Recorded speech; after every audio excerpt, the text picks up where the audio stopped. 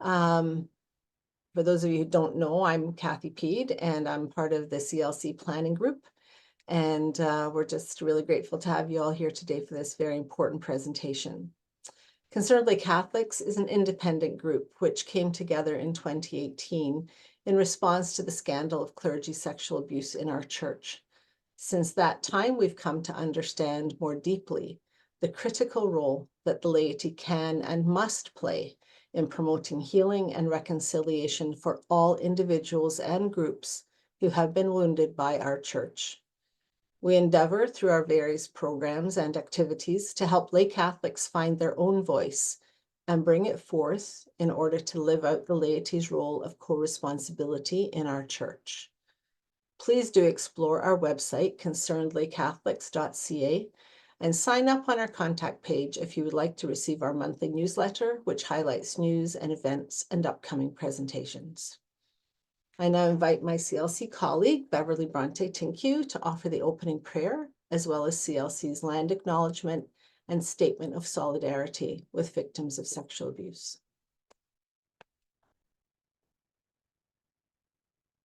Creator God, source of all being, we place ourselves in your presence.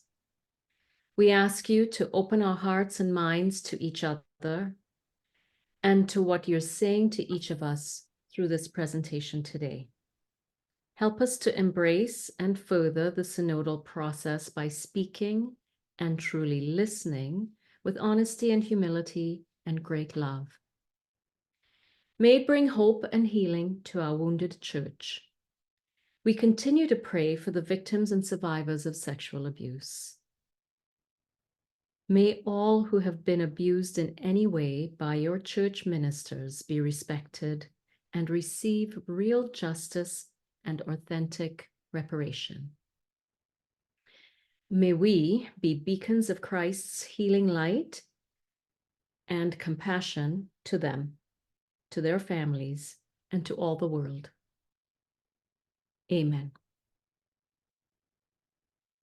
Our CLC land acknowledgement is as follows. We acknowledge that many of the lands we live, work, and meet on are the traditional territories of Indigenous peoples across this country. As settlers, it is our responsibility to learn about and acknowledge our colonial history and the ways in which we may continue to perpetuate it. As people of faith working for justice, we are called to discern how we are to respond to the calls to action of the Truth and Reconciliation Commission and how we can support Indigenous peoples across this land we move. And our statement of solidarity. We stand in solidarity with all victims of clergy sexual abuse. We are moved by compassion to reflect deeply on the suffering of our wounded brothers and sisters and to pray for them always. We make a commitment to educate ourselves and others about the devastating impact of the scandal in our church.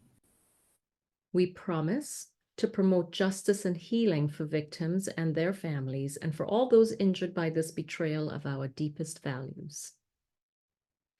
We commit ourselves to the transformation of church structures and clerical culture that put protecting the institution above justice for victims and accountability for offenders.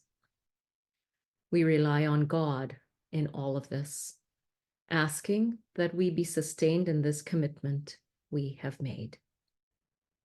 It is my great pleasure to welcome Father Chris Kellerman, S.J., to help us honor the birthday of Reverend Dr. Martin Luther King Jr.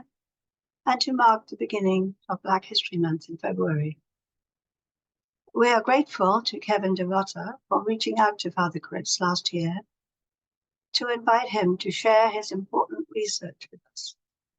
While Kevin is unable to be here, he sends his thanks to Father Chris and looks forward to viewing the recording. Father Kellerman was born in Arlington, Texas. He attended Texas Tech University in Lubbock, where he studied music and political science. He went on to earn his master's degree in theology from the University of Dallas, where he began seriously discerning a religious vocation. He entered the Jesuit novitiate in 2011, studied philosophy in St. Louis, did his regency at Regis Jesuit High School in Colorado, and then earned his Master of Divinity degree from Regis College at the University of Toronto. So he is no stranger to Canada. He was ordained in 2021. From 2020 to 2022, he served as a visiting fellow and then interim director at the Jesuit Social Research Institute at Loyola University in New Orleans, where he engaged in research, education, and advocacy on issues related to racial and environmental justice. He currently serves as Secretary of Justice and Ecology for the Jesuit Conference of Canada and the United States, which oversees the government relations and federal advocacy work of the major superiors of the Society of Jesus in the United States and Canada. On a more personal note, his favorite saint is St. Oscar Romero, a favorite of many of us here, I suspect, who he says has inspired him greatly due to his tireless devotion to social justice and his unwavering commitment to Christ. As you know, Chris is the author of the book, All Oppression Shall Cease, A History of Slavery, Abolitionism, and the Catholic Church, published in 2022 by Orbis Books. With refreshing honesty, he says in a recent interview, "When I was writing this book, doing the early research in particular, it really challenged my Catholicism in a lot of ways.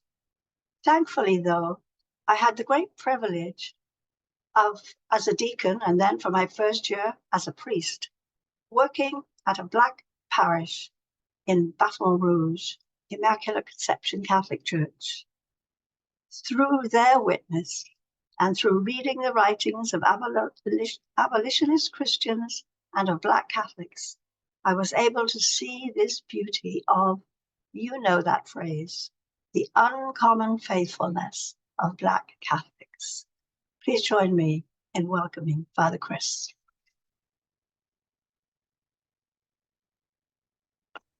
Hi, everyone. Thank you so much for being here today and for giving me the privilege of speaking to you about this history.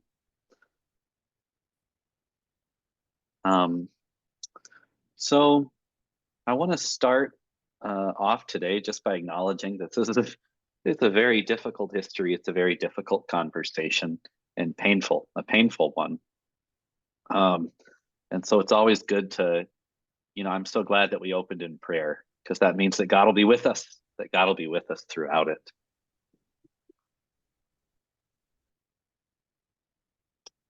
I'd also like to start with this slide here, which I'm not going to read aloud because my French pronunciation is pretty bad.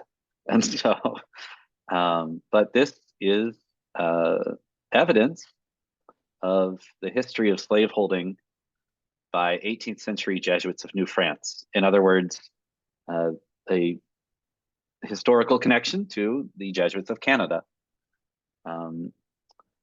That indeed the what we today would call the Canadian Jesuits, the Jesuits, the mission of New France, they called it in the 18th century, did engage in slaveholding. The enslavement of both Black human beings made in God's image, and also of Indigenous human beings here in the Americas made in God's image. You'll see that even that one of their missions by 1763 had grown to having 68 enslaved people there. And so my questions that drove me into my own research and that we'll be looking at today is, was the church okay with all of this? Were the popes okay with all of this? Or were these Jesuits and other slaveholding religious bishops and priests being disobedient to church teaching? Because to me, that's kind of a central question here. We all know that there is human sin and that sometimes people don't follow the church's teaching. And but if the institutional church, from Rome on down, was complicit in this, we're talking about something a little bit more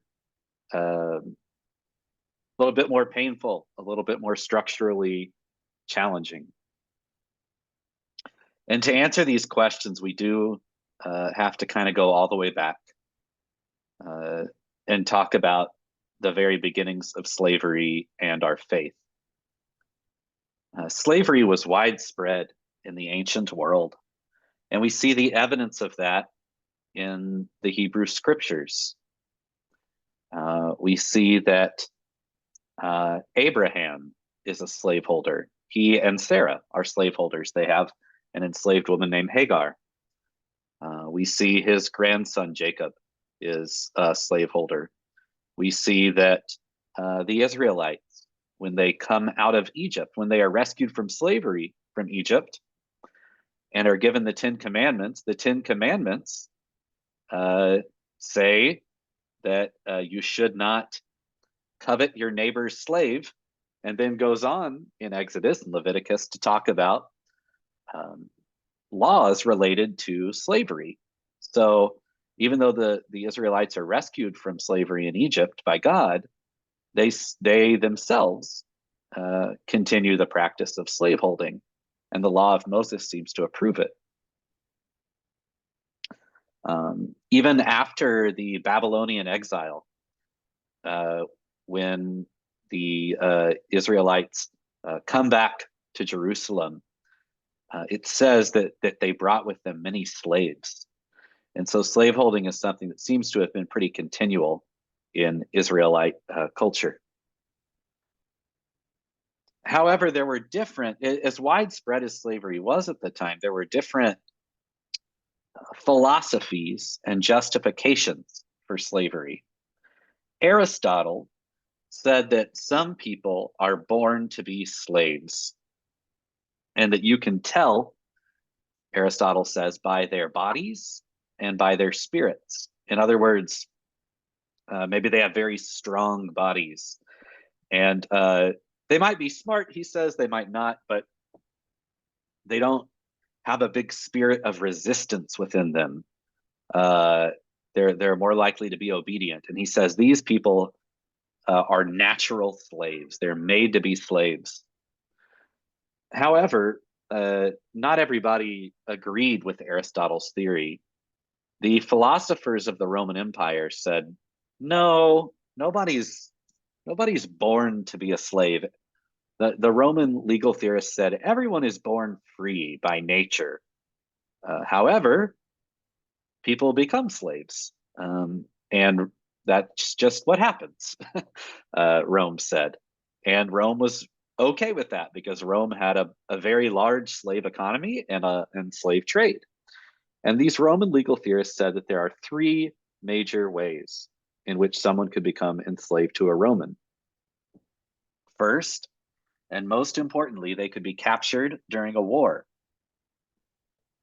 They could be captured during a war, and then as they were prisoners of war, they could be then sold into slavery. They would become slaves. 2, someone could be born to an enslaved mother. So let's say a woman is captured during war and sold into slavery, which was totally legal in Rome. And then eventually that woman conceives. Her child will immediately become a slave.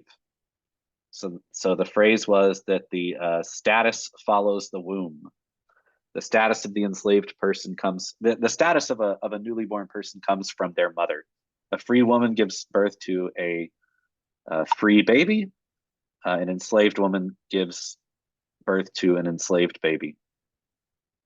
And then finally, let's say a Roman was traveling outside of the Roman Empire, they could purchase a slave and bring them back. And it didn't, really matter in that situation how the person became a slave. What's important is that they became a slave in a different country and you bought them there and brought them back. So these were the three ways that someone could become a slave in the Roman Empire. It's important to note that a Roman themselves could not become a slave in Rome. And this then was really the context of slavery in the New Testament, because the New Testament is written in the Roman Empire. And so Roman law applied. And so, when we see in the letters of St. Paul, for example, where he says, slaves, be obedient to your masters as you would be obedient to Christ. When we see enslaved characters in the Acts of the Apostles, when we see Jesus meet a Roman centurion who says that his slave is sick and dying, that would have been people from that third bullet point there. People who had been captured during a war and then enslaved, someone who had been born to an enslaved mother, or someone who had been sort of shipped overseas or from a different country. Those are the types of people that are showing up in the New Testament. And there isn't really anything direct in the New Testament to say that slavery is wrong. Every single one of almost all of Paul's letters have these household codes to the leaders of house churches. And each of them says that slaves are part of the houses. And so it would almost be like today if a priest were running a parish and he had slaves. And so it seems that slavery was accepted in early Christianity, even in the New Testament era. And it's also important to notice here that while we are not yet talking about race-based slavery, we are seeing here an association with being foreign. Those enslaved people in the Roman Empire, they could have been black, they could have been white, they could have been brown. Skin color wasn't really a part of it. However, all slaves in the Roman Empire were foreigners. So there was an association between foreignness and slavery, which really you see in the Hebrew scriptures as well, because the Torah gives two sets of legislation for slaves. One is for Hebrews who become slaves, and then the other is for foreign slaves. And in the Hebrew scriptures, it actually says, don't treat Hebrew slaves like slaves. You can only have them enslaved for 6 years, then you have to free them on the 7th. But it says that foreign slaves can be kept from generation to generation and can be treated harshly as slaves are. What's going to happen is that the Catholic Church from early on will basically adopt the Roman way of thinking. That no one is born a slave, but that slavery is fine. And these are the three ways that someone becomes a slave. That's going to change a little bit over time. The church will eventually expand the ways by which someone can become a slave. But generally speaking, in the first few hundred years, we're following the law of Rome as our own. And it's also important to note at this point that this is what we call chattel slavery. The word chattel just means movable property. So as land is not chattel, right? I can't sell it to you and then you pick it up and take it home. An enslaved person was considered chattel because I could sell you my slave and then you could take that slave home. And that's what it means to be chattel.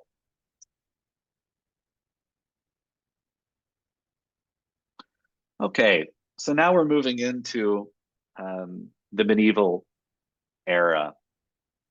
And One important thing that happens as we transition into sort of the time in the church when there's more and more theology being written is that, you know, this is an era in which the church had deep respect for philosophy, right? Roman and Greek philosophy. And what you see are theologians like Augustine and eventually Aquinas trying to bring together the idea of Roman philosophy that nobody is born a slave with, the church's practice of slaveholding. And so Augustine will say that slavery is one of the ways that God punishes people for their sins. And so even though nobody's born a slave, God might punish someone for their sinfulness by making them into a slave. There's a lot of early popes, or several early popes, who practiced slaveholding. And two of whom were, or one of whom in particular I would mention is Saint Gregory the Great. We often call him Gregory the Great, the first Gregory Pope. He, there's some letters of him where he talks about, where he gives enslaved, basically teenagers and children, to his friends, and says some very, very disturbing things. The kind of stuff that people said about chattel slaves. He gives one to a friend and says, now he's your own and you are able to do whatever you want with him. And these are, in one case, it seems to be a baby. In another case, someone who he describes as being about 18. And then Aquinas will defend slaveholding as well, not quite as stringently as Augustine does. He doesn't say it's one of the ways by which God punishes people. He says more like it's one of the ways that society keeps order. And then he notes that this idea of the slave status passing from the mother to the child is in canon law and is in the Old Testament. And so Aquinas is okay with slavery as well. Local and ecumenical councils. As I mentioned, the church will at some point start expanding the usage of slavery, and this is an example. Councils will use slavery as a punishment, and then that will be incorporated into canon law. In the Roman Empire, you couldn't be enslaved as punishment because a Roman citizen couldn't become a slave, right? A Roman citizen could become, or a free person could be imprisoned or, punished with something, but they could never be reduced to the place of chattel slavery. And the church councils start allowing that.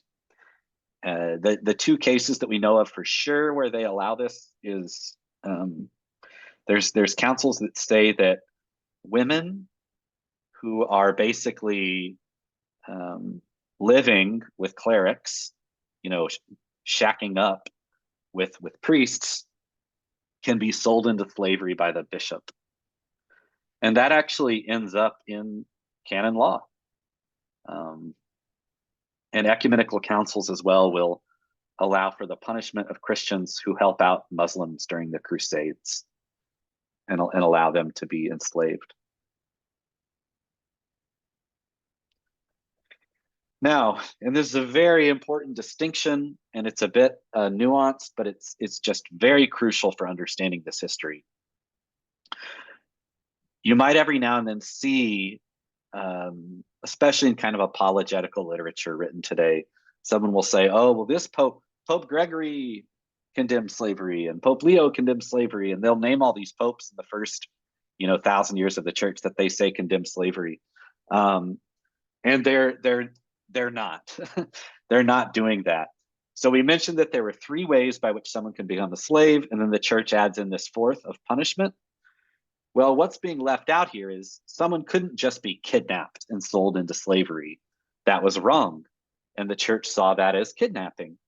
And so if you take a look at all those times when some people say, oh, this is when a pope condemned slavery, In every single one of those situations, in let's say the first, well, we'll get into it a little bit more later, but in the first 1,000 years, for example, it's because someone was kidnapped and sold into slavery. They don't condemn slavery itself. They just condemn unjust enslavement. One example of this, we know that Augustine is okay with slavery. Some members of his congregation at one point were kidnapped by a warring nation and sold into slavery. And he wrote the Roman consul and said, there are some people from my congregation who were kidnapped and sold as slaves, even though they are not true slaves. So you see a difference there between being against slave trading and being against kidnapping, right? It would be just like if today a child were kidnapped and the Pope said that is evil, right? That this is what was happening. So what we have then is that slavery is a Catholic endorsed practice, and it is present in Europe throughout the medieval era and into the modern era. That's important. It's important to know that, because when the colonial powers were going to start engaging in slaveholding, this wasn't something new. This was not something new. And I would add in one thing here that I think is particularly of interest to Canadians. There was a debate in the medieval era, really around the time of Aquinas and before, over the question of, did non-Christians possess dominium, is the Latin word, over their lands? Do they possess lordship, dominion, mastery? Like, do they both own it, and are they able to exercise true governance over it? And there were two sides in this debate.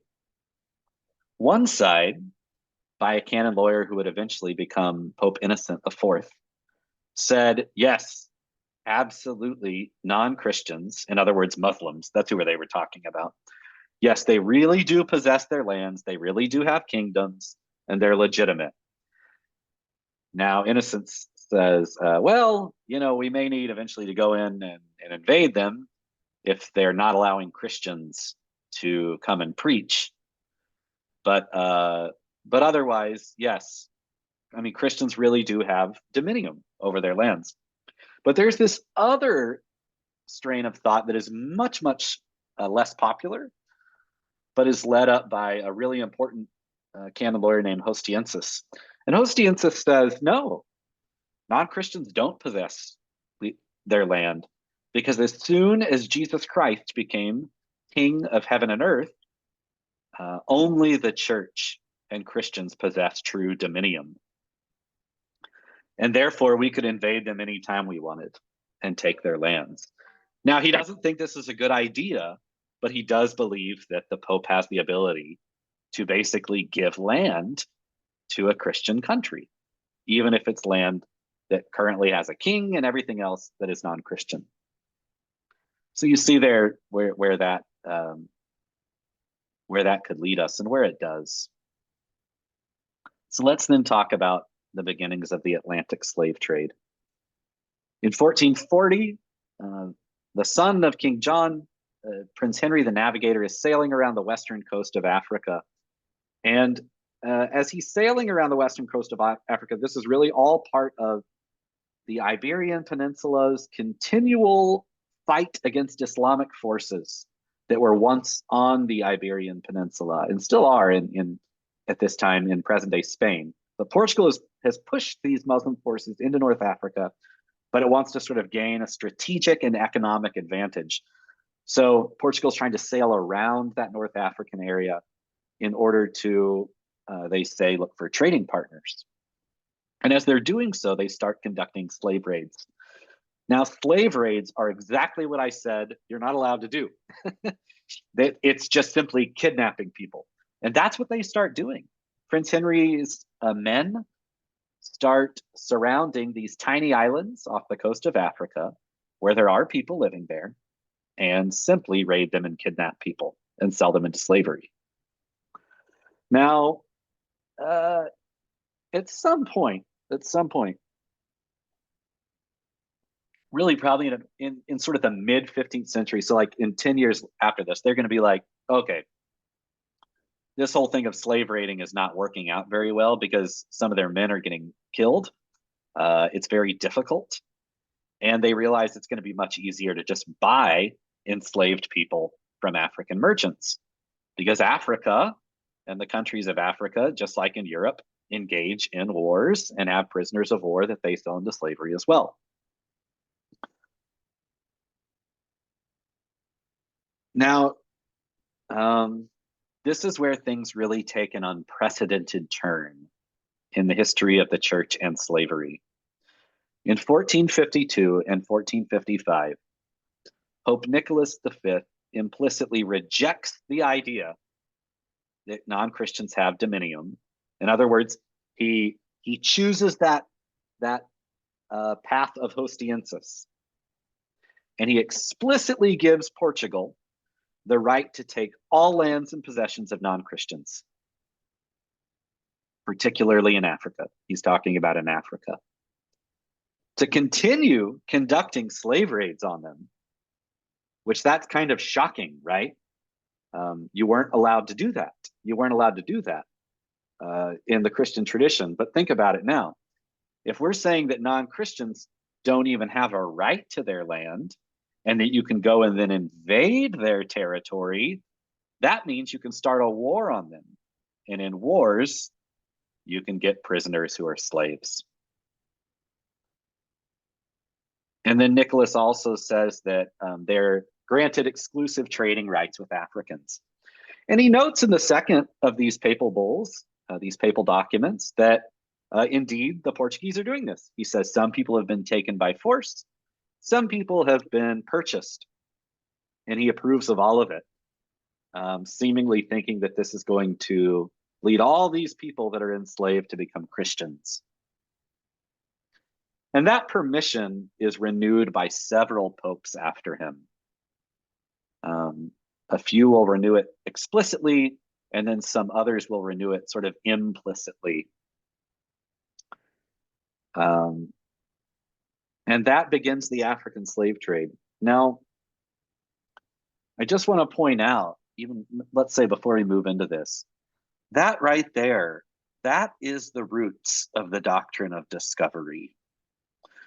And I know that there's a lot of legal scholars today who would say that the doctrine of discovery, as it shows up in Canadian and American and Australian jurisprudence, has nothing to do with, they're not relying upon papal bulls of the past. I know some people would argue that, but I think it is important to notice that that idea was once approved by several popes. And it's what started the colonial project of Portugal and Spain. And then other countries started to follow suit. And so, just one little addition here to say that though I was grateful that the Vatican released that statement rebuking the doctrine of discovery, it was not historically honest. It made it sound like it had never been something that the church had practiced. And that's just, that is just not true. And so the African slave trade begins with these permissions of Nicholas V and the popes following him. In 1501, the first African slaves will be shipped to the New World by Spain, because Spain starts purchasing enslaved people from Portugal. And then really by the end of the Atlantic slave trade in 1866, so that's the last time that a ship legally goes across the ocean, 12.5 million Africans will have been forcibly placed on ships to America or Europe, and 10.7, the Americas, I should say, and 10.7 million will survive that initial journey, because 1.8 million will die on board, either due to disease or sometimes homicide, sometimes suicide. And nearly half of those will be transported on Portuguese ships the ones that were given the explicit permission from the Pope. And it's important to remember, too, that there's far, far, far more than 12.5 million victims of the trade, because children of enslaved women were automatically considered slaves as well. That was part of canon law. And so millions and millions more people will live their entire lives as slaves because of this belief, because of this teaching and this law. It would be so nice to be able to say that nobody knew it was wrong back then, that as nasty and horrible as slavery was, nobody had thought to oppose it. That just wasn't the way people thought back then. But that's actually not true either. We know for a fact that there were what I call abolitionist theologians over the centuries. We talked about Aristotle's saying that there were natural slaves. The reason Aristotle says in his Politics that he comes up with that theory is he says there are some people who say that slavery is morally wrong. Right? So even at the time of Aristotle, there were people who said slavery was immoral. The Essenes and the Therapeutae, who were religious sects at the turn of the millennium, they were believed to not have practiced slaveholding because they believed that God was the father of all people, and therefore you can't treat another person as property. Saint Gregory of Nyssa said that slavery was wrong. He preached about it in his church. He preached homilies where he told slaveholders that slaveholding was a sin, and that they needed to release their slaves, especially at Easter. There was an abbot named Smaragdus who wrote a treatise about the morals that a king should possess, and in it he condemned slavery. And then Blessed John Duns Scotus, who was a contemporary of Aquinas and Bonaventure. Bonaventure and Aquinas both supported slavery. John Duns Scotus is against it. So it's just, we can't say that nobody thought slavery was wrong back then. Just as we can't say that nobody would have thought that Pope Nicholas V's bull was wrong back then. Actually, Thomas Aquinas would have thought that was wrong because he followed what Pope Nicholas had said. Or he followed what, Innocent IV had said. He was on that side. So he was still okay with slavery, but this idea that the church could invade any country it wanted, Aquinas thought that was wrong. So in other words, none of those things that we look back on and think, oh my gosh, that's so horrible. Why do people do that? There were people at that time that were also saying what we say today, that it was horrible and that it shouldn't happen.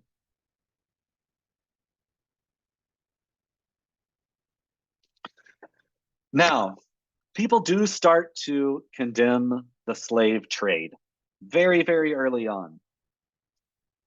But an important distinction here, and I'll read this just word for word.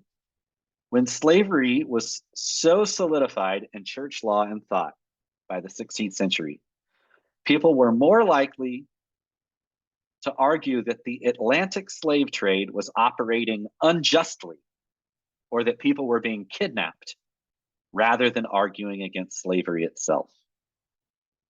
The big example of this train of thought is Bartolomé de las Casas. Bartolomé de las Casas was a Dominican in present-day Mexico. Eventually, he was a bishop there. And Las Casas was a defender of the rights of indigenous peoples. But he believed at first that he thought that, he was one of those ones that agreed with Aquinas and Innocent IV that you couldn't just go and invade a country and reduce people to slavery. And so he thought that what Spain had done in the Americas was totally wrong. And he said, we can't just steal land.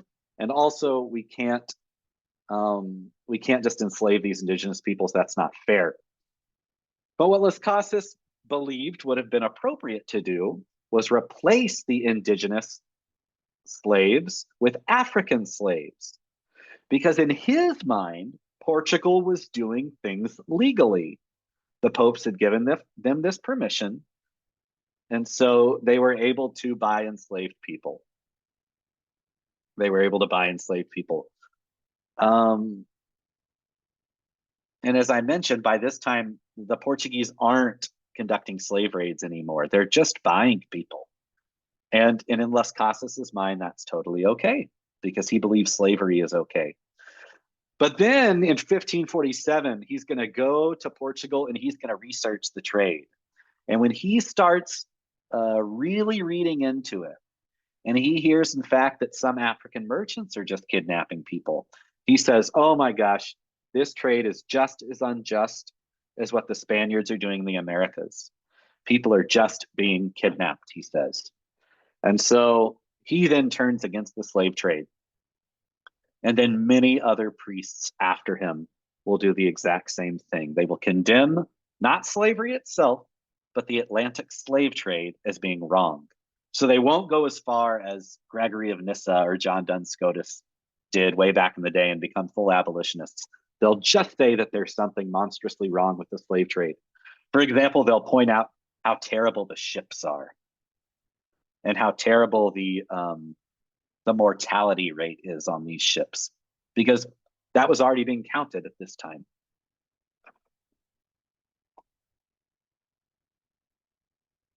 Now, unfortunately, not everybody jumps on board with what Father Las Casas and the others are saying. Some theologians counter their arguments and defend participating in the slave trade. The most prominent and earliest of these is Father Luis de Molina, who was a Spanish Jesuit.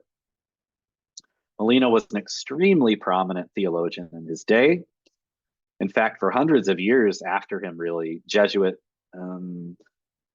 this was Jesuit theology, was Molina's theology. Primarily the way that he looked at grace and the meaning of grace and God's creation. That's what he was really most famous for. But he also wrote a treatise on the slave trade. And in that treatise, he acknowledges that some enslaved Africans are just being kidnapped. Because at this point, everybody knows that's true.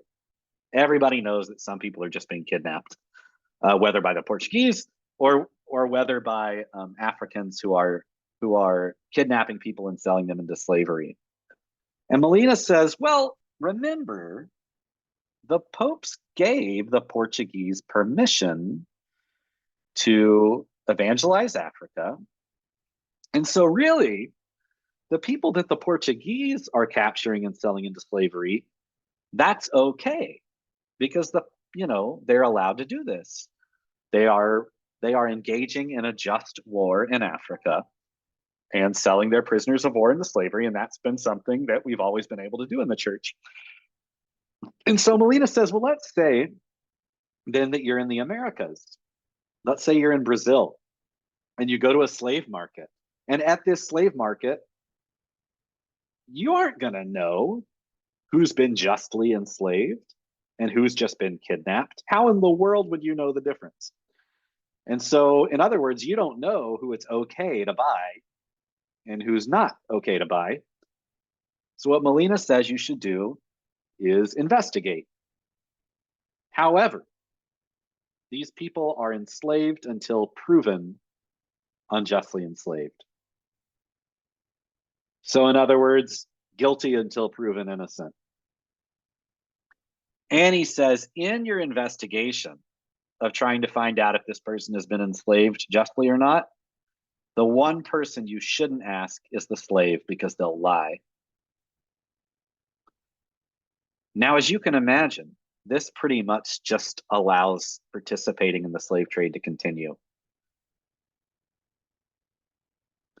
Later theologians after Molina will start using explicitly racist arguments. You'll notice that Molina, he doesn't say anything about them being Black. He doesn't say that they deserve different treatment because they're Africans. He's using this whole other moral theory But some theologians after him will explicitly say things like that Black people have been cursed by God, that they're natural slaves, and other horrible, horrible things. And so, and in fact, the most prominent of those arguments were made by Jesuits as well, the following century.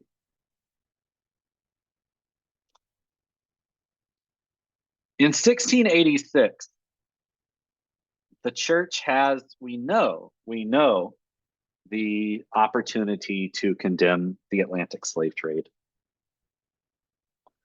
Looks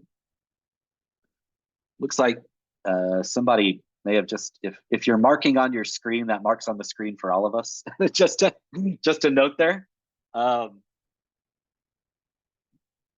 1686, Pope Innocent XI, two formerly enslaved Catholics from the Americas will go to Pope Innocent XI and beg him to condemn the slave trade. And two Capuchin priests who were actually excommunicated by their local bishop because they were fighting against the slave trade, they go to Rome as well and ask Pope Innocent XI to condemn the trade. But he rejects their plea. And it's really quite a remarkable story. It's in the 6th chapter of my book, who these people were that went to the Pope. But once again, we can't say people didn't know it was wrong back then. We know that the Pope was presented with evidence that the slave trade was operating very unjustly, needed to end, but he doesn't do it. Which is particularly disappointing because it's actually in the following century that the slave trade is going to reach its numerical peak. And that the most people in history, in any particular period will begin, will be shipped across. And France, we talked about New France. Unlike Spain and Portugal, France will allow indigenous people to be enslaved. And the Catholic hierarchy will follow suit, just as the Jesuits of New France, the Canadian Jesuits, did.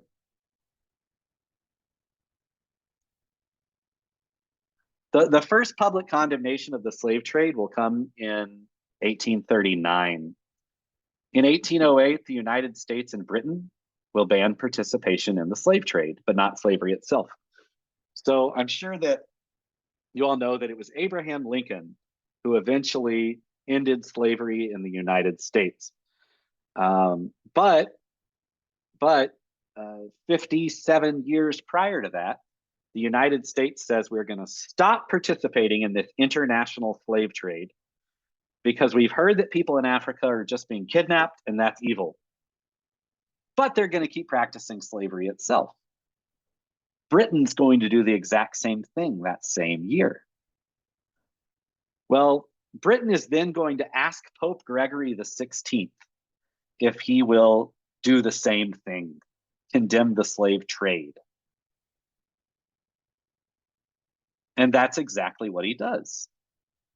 He writes a document condemning participation in the African slave trade, but he doesn't condemn slavery itself. In fact, the exact arguments that he uses are the same ones that were used by Las Casas 300 years earlier. So what we have here then is a very obvious argument that is obviously sort of that Las Casian line, but not the fully abolitionist line. He doesn't say that anybody needs to free their enslaved Black laborers. He just says that the slave trade needs to end. However, Gregory does something really, really damaging. And I actually believe from my own research into this that it was a mistake. And I go into more details than that in the book. He wasn't the first person to ever do this, but he was the first pope to. He made it seem as if the church had always been against the slave trade. He totally ignores the papal bulls that allowed for the trade. He ignores when past papal documents that say that it's okay. And he says that the church had always been against it. And so what we start seeing is, and even though I really do believe that Gregory thought that he was telling the truth here, because what I found was like British historians for at least 50 years prior to this document had started saying the same thing in order to make it seem like Christianity was an anti-slavery religion. They started promoting a false narrative. And so what I believe is that Gregory just picked up on that and put it in his encyclical. However, it was a cover-up, right? Even if it was an accident, it was a cover-up. The church will finally become fully abolitionist in its theology during the papacy of Pope Leo XIII. In 1888, Brazil will become the last Christian country and the last country in the Western world to abolish slaveholding. And in celebration of this moment, Pope Leo XIII will write two encyclicals, one in 1888 and one in 1890, in which he effectively changes the church's teaching and says that slavery is incompatible with Christianity, that it's monstrous, that it's evil. And he makes it very clear he's talking about slavery from the time of Aristotle all the way to his present day, that it's always been evil and not something that Christians should engage in. And just as Gregory XVI used the same arguments as like Las Casas and others who condemn the trade, Leo uses the same arguments as St. Gregory of Nyssa and Blessed John Duns Scotus and Frederick Douglass and Maria Stuart and all of the great abolitionists, which is really quite moving to consider. And we'll talk about that in just a moment. And all of the popes after him will just confirm his teaching and strengthen it. Pope Pius X condemns slavery. Benedict XV does. Pius XI, Pius XII, the Second Vatican Council, Pope Paul VI, John Paul II, Pope Benedict, and Pope Francis. That's basically all of them except for John Paul I, who was only Pope for 30 days or something. They all condemn slavery. They all condemn slavery. But that false narrative has continued. And in fact, the one big heavy hit against Leo XIII is that he just expanded that false narrative in his encyclicals. And he said that not only was the church always against the slave trade, it had always taught against slavery itself and had always been against it. And for his evidence that the church has always been against slavery, he literally brings up popes who owned slaves themselves and says that they were abolitionists, that they were anti-slavery. And so it's like as the church grows into this better position, as the church changes its teaching, it also changes the historical narrative, and that cover-up continues. And as of today, the church has never formally admitted its role in the slave trade. It has never admitted that it was part of that it gave permission for that, and the church has never apologized for its role in the trade. So, just like to take a quick moment here just to remind everyone that if you have questions throughout today's presentation, to please submit those in the chat function, and we'll address those as Father Chris gets to the end of his presentation. Okay. So we need to reckon with our past. We need to reckon with our past as a church. Because the truth is that our popes authorized the beginnings of the Atlantic slave trade and did not withdraw that authorization until nearly 4 centuries later. The trade caused millions of deaths, stolen labor and lives, an enormous amount of physical and sexual violence, and a long legacy of inequality. And in the 19th century, papal documents rewrote the historical narrative to make it seem as if we'd always been against slavery.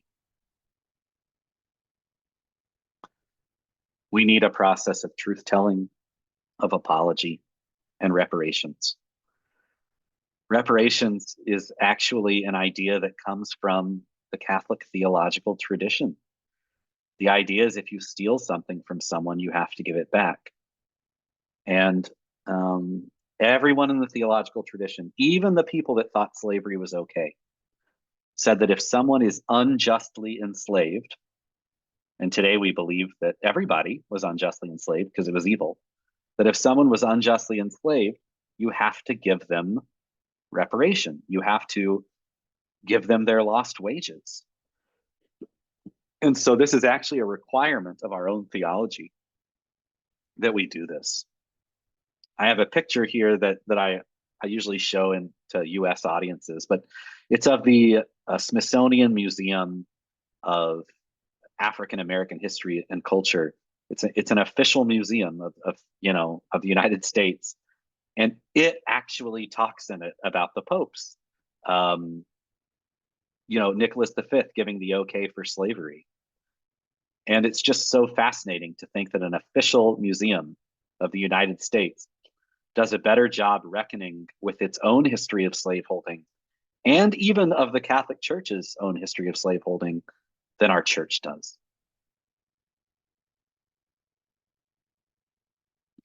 And then just as my final thought, final slide here before we move to questions, I think the big lesson here, besides the need to reckon with this history, is to realize just how crucial it is to listen to people. Just how crucial it is to listen to people. As I said, the idea that people didn't know it was wrong back then, that is simply a lie. There were people who knew that slavery was wrong. And there were people that, even if they thought slavery itself was okay, knew that the Atlantic slave trade was wrong. And if you think about it, papal condemnations of the trade could have come centuries earlier if popes had listened to and believed the pleas of enslaved Black people. Because the truth was with them and with their allies, not with the most prominent theologians and church leadership who did not listen to them and who did not have the truth. And we know that not listening to people is costly.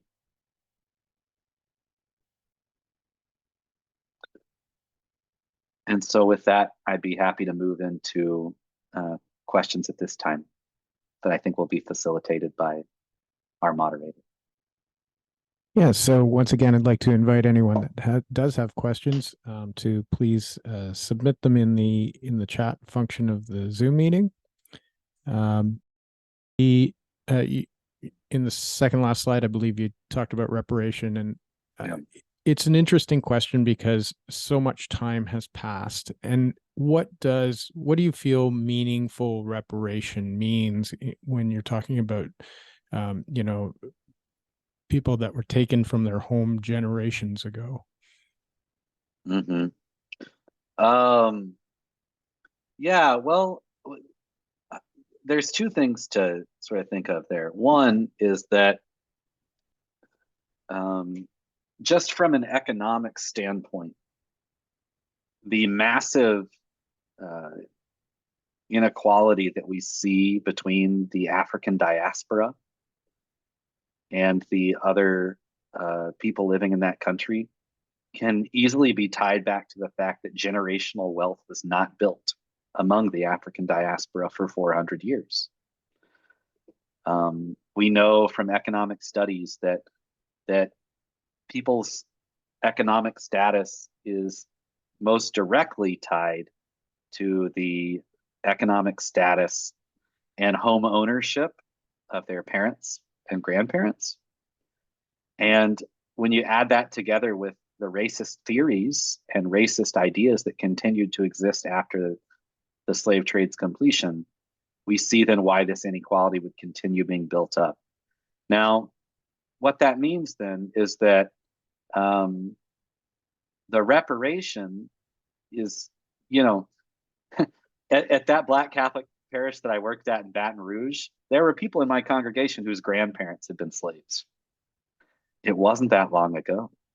It wasn't that long ago that this happened, And so Aquinas says that one of the reasons why we have private property is to be able to give it to our children.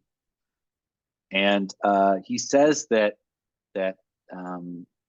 even something that is stolen and then given to somebody else, it needs to be returned. And the reason too why I mentioned that, and that this isn't just some new conversation. So I talked about those Capuchins that went to Rome in 1686 that had been excommunicated by their bishop and that kind of a thing. They wrote these treatises about the slave trade. And in it, one of the Capuchins is calling for reparations already in 1686. And he says, there are people that tell me that reparations would be too complex. This is in 1686 that a priest is saying this. People tell me it would be too complex. And he says, but that doesn't make it less morally necessary. Right. And he says, and then he adds in what might have to happen after we end slavery is to take money from the descendants of slaveholders and give them to the descendants of the enslaved. Somebody was already saying that in 1686.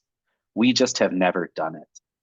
Now, I understand it's very complex, and especially from the church, that would be very, very difficult and complex. But here's the thing: the very big temptation is for us to already decide what it'll cost right now before we even have the conversation, before we even have the apology, before we even have the admission.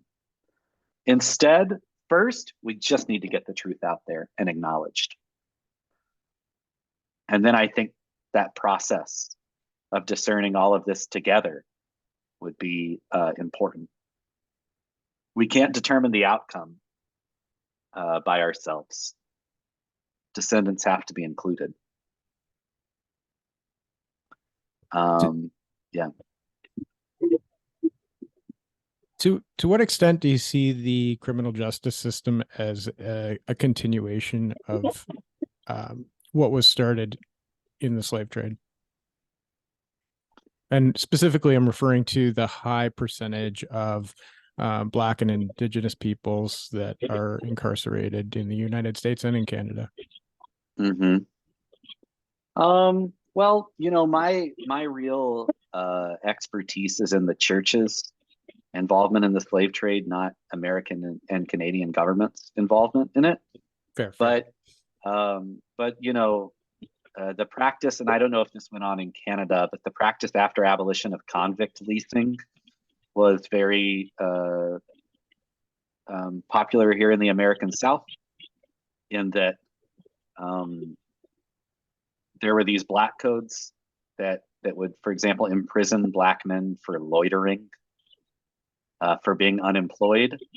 They would then be sentenced to prison and then would be leased to plantations to work there. And so that system was built in order to replace the slavery system. But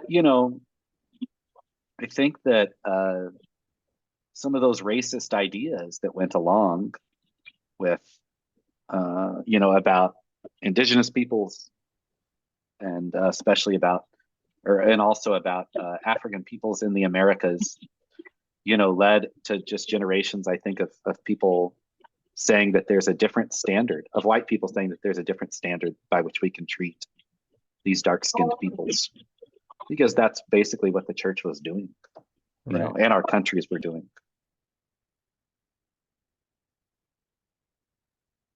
So a question that I have in the chat is, why is it that the church never admits it was wrong? I don't know. I don't know. I think that people get so scared of what's going to happen if we say that we messed up. You know, it doesn't help to keep spreading the lie. Like, why don't we just admit that we really screwed up as a church and we don't want to do it again, and then ask forgiveness, right? Wouldn't that actually make us a better, stronger, holier church to do that? To try to make repair? So that's yeah, I think that that's why sometimes the church just doesn't admit it, because they're so scared of what the consequences will be. You know, and that fear is understandable. I had that fear as I started doing this research. It really challenged me. It was very painful for me to write this book, to especially starting to engage in that research. But I think at the end of the day, it just helped strengthen my belief that Jesus Christ is our Savior, and that the church always has to be purified of its sinfulness. I have I think Joy wants to ask a question. I'm just trying to add her here, but maybe Joy, if you just would like to, if you want to ask a question, go ahead and unmute your microphone and go. Go ahead. I wondered what kind of evidence you had found for the role of Black Catholics themselves resisting slavery. So often the history of abolition tends to be told in terms of white saviors, when all along there was huge resistance going on in the Black community itself, and that isn't often documented. And I wondered what kind of evidence you had found of Black Catholics resisting themselves. Yeah, that's I have examples of that from the 5th chapter of the book all the way to the end. So those Black Catholic confraternities that I talked about that went to Rome, that asked the popes to condemn slaveholding, we have examples of them in 1518 asking the King of Portugal to allow them to sue for their freedom, allow their members to sue for their freedom. And really, even like 20 years after the Portuguese began bringing enslaved people to Portugal, enslaved Black people to Portugal, we see slave rebellions. And those will continue in 1502, just 1 year after Spain brings people to the Americas. In 1502, there's more rebellions of baptized enslaved Black Catholics. And I think that, and that's just going to continue. The Haitian Revolution is a revolution of enslaved Black Catholics who then make slavery illegal in their country with the new. Now, with some of these revolutions, like the Haitian one, it's like, okay, it's obvious that we can see at the end of it, they believed slavery was wrong and knew it was wrong, right? Sometimes people just tried to just let a slave rebellion because they didn't like being a slave, right? We don't necessarily know that they believed slavery was wrong just because they were starting a rebellion. But I think that what's important about looking at that continual resistance from enslaved Black Catholics was that it also contradicts this myth that like people were treated nicely and didn't mind being slaves. I remember as I was publishing this book, a priest friend of mine that I was living with back in the time when I wrote it said to me, "Do we have any evidence that Black people didn't like being slaves?" You know, and I said, well, yeah, we have a lot of evidence, you know. And so that's still an important story to tell as well. To continue to combat those narratives. In the longer version of this presentation that I give, I go into that in more detail. And you can read more about it in the book. It's on Amazon and also Orbis Books as well. So. Okay, I'm just going to put out one more call. If there are any other questions, if you can add them to the chat. And if there are no more questions, I'm going to turn things over to Gary Warner. So we'll just wait a moment here. And I think we will turn it over to Gary.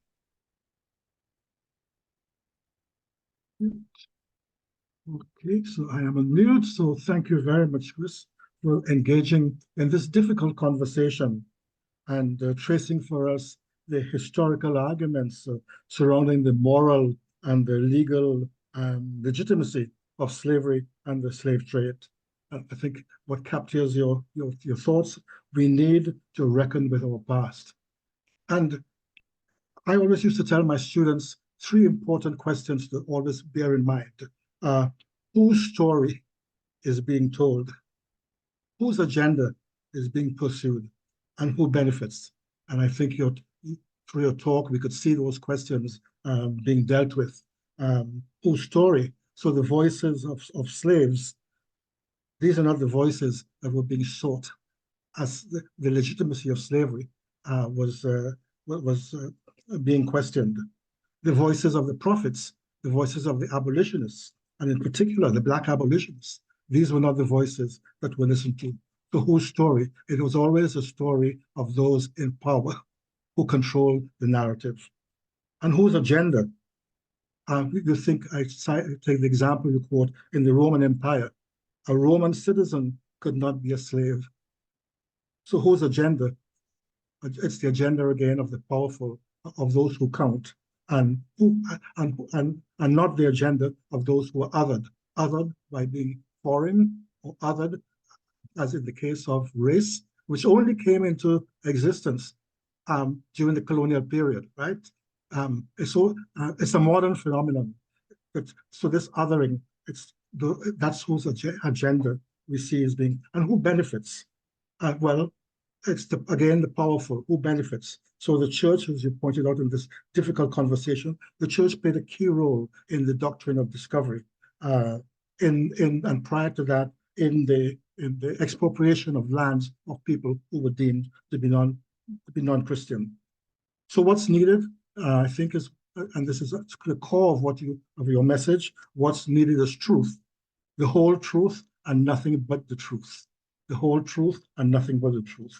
So we've had the first papal condemnation of slavery in 1839, and then the later, more complete formulation by Leo XIII and by successive and succeeding popes. But as you said, the false narrative continues, has not been completely dismantled.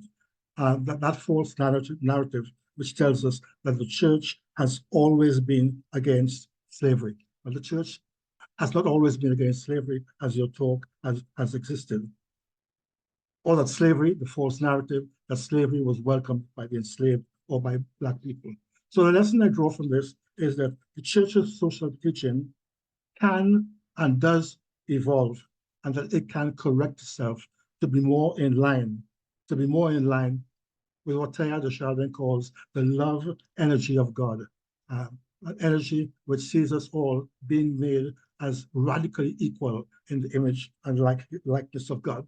And I reflect that the church's teaching likewise, in line with current scientific knowledge, think of Galileo, can also evolve. And I look hopefully in terms of issues of sexuality to see that the church teaching can also become more in line with his current historical knowledge.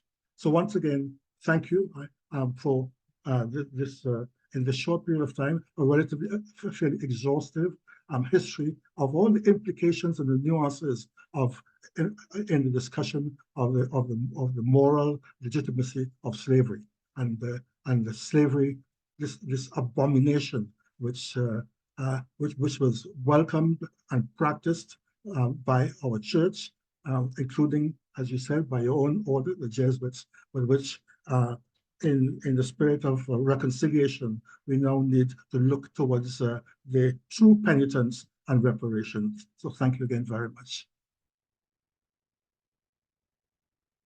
Thank you very much, Gary.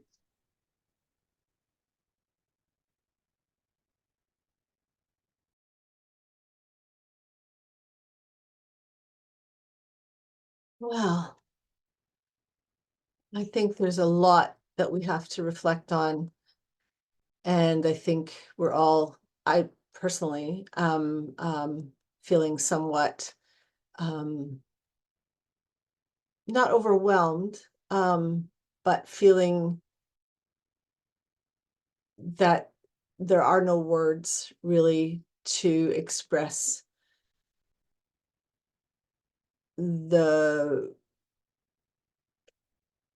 what we've just heard and the implications of what we've just heard. So it's going to take some time, I think, to digest and process and reflect. But I do think as modern Catholics, at a time when in many areas these questions are being brought to light and the truth is being exposed, I think perhaps as concerned lay Catholics, we can spend some time thinking about how we could contribute to meaningful reparations, to that conversation that Chris referred to that has to happen. It's not one party's decision to make what reparations means, but we have to start a process, and that process will be global because the implications of this slave trade are global, and the wealth that it generated for many countries and many families and many companies is global. And yes, it's complex, but I'm quite confident that with great accountants, great historical records, and lots of goodwill on all sides, we could probably come up with a solution that would be healing and meaningful. So I guess it's a question for us to take away as concerned lay Catholics. We deal with it here in Canada around our the Truth and Reconciliation process and what it means to be reconciled with the Indigenous peoples who were here before the settlers came. But it really is a global question. And as a global institution, I think the Catholic Church is best positioned to help lead that conversation if it wants to. I'm just going to finish off now by reminding everyone that the recording of today's presentation will be made available on our YouTube channel and our website in a few weeks. If you registered for today, you'll receive an email with the recording link. To receive news of our other program offerings, please sign up at our website using the Contact Us button. Our next webinar will take place on Saturday, May 25th, and will feature Sister Margot Ritchie, CSJ, Congregational Leader of the Sisters of St. Joseph in Canada. She will address the theme of cosmogenesis and what it can teach us about living through change. Very timely. You may also be interested in joining our ongoing programs, Nurturing Synodality and Indigenous Voices book study. Details can be found on our website. These presentations, as well as our other programs and activities, are presented free of charge.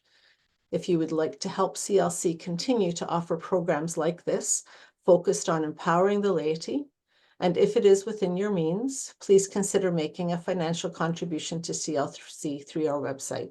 We're a registered charity, and you will receive a charitable receipt for income tax purposes. Any financial assistance you're able to provide aids with the costs of providing quality programs and keeps them accessible to all. CLC is volunteer run, but we still have out-of-pocket costs. A big thank you to everyone who already supports CLC with your presence, your prayer, your talents, and your treasure. Our prayer continues to be for lay Catholics everywhere to come together, to learn together, to pray together, and to act together for healing, reconciliation, and transformation in our church and in our world.